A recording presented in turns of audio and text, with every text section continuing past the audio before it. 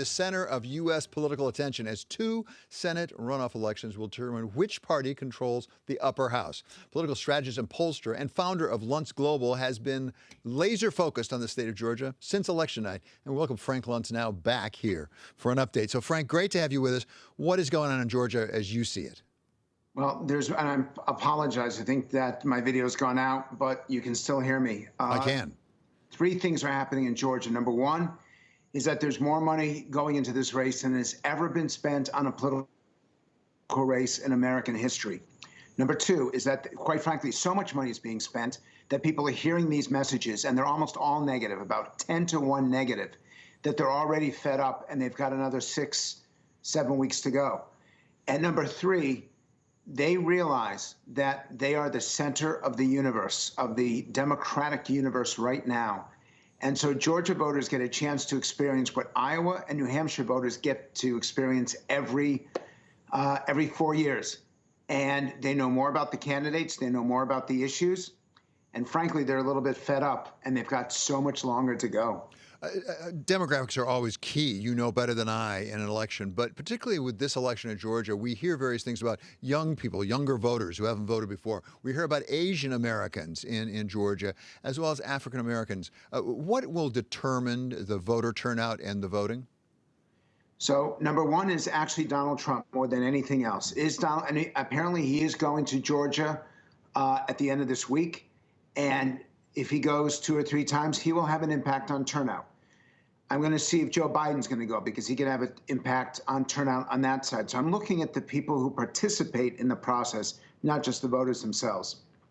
Second is that the key block right now are married, white, women with kids who shifted from the Republican Party to some degree, and some of them voted for Joe Biden for the first time because, frankly, they agreed with Donald Trump but did not like his message.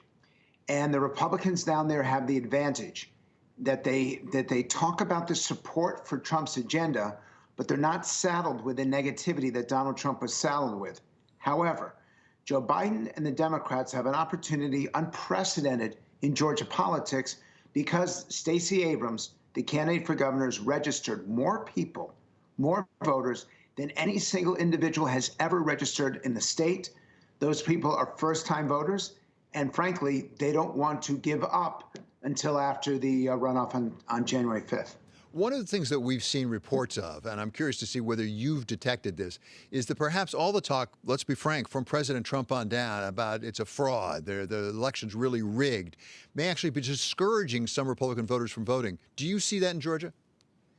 I had seen that in the very first days after the election, but in the work that we've done, and I don't know if you got those slides there, 70% of Democrats in Georgia give this election a 10, which means it is extremely important to them and they're definitely going to vote, compared to 80% of Republicans. We also asked a similar question: which election is more important to you, the presidential election, Senate election?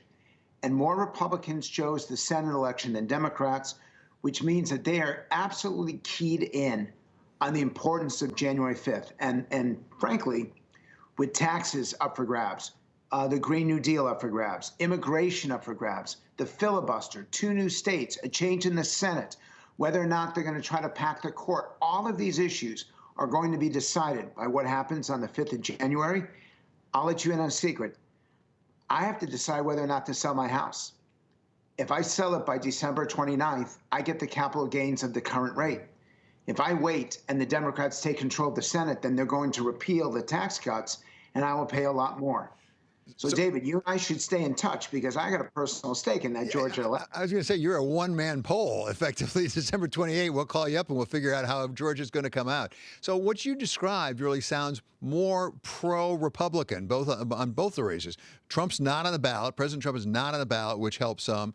People split their ballot anyway before. If the Democrats, and it would require 2 of them, if they pull it out, how will they do that?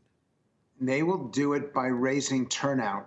Now, there's the most important voter in Georgia. There's 12% who would prefer split tickets, who would prefer to elect one Democrat and one Republican. And that won't give the Democrats the 50-50 vote that they need to take control of the Senate.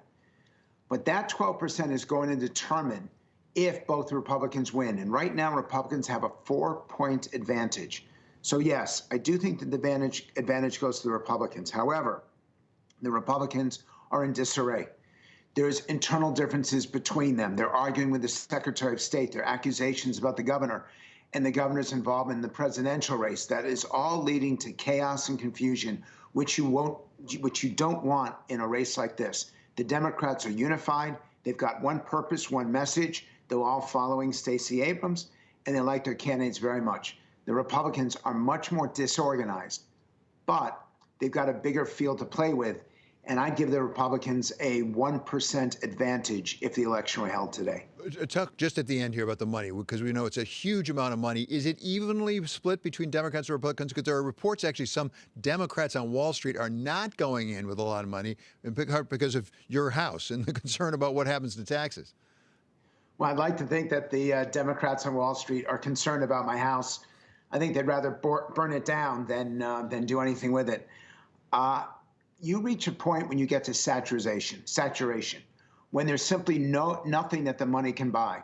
They have all the voter contacts they need. They've got all the advertising they need. They got all the social media they need. And so I'm telling now candidates from both parties or donors in both parties, within the next week, unless you're donating right now, your money, there's nothing it can be spent on. I mean, that's how important this election is. They're going to spend millions in this election because it's going to impact many, many billions of dollars.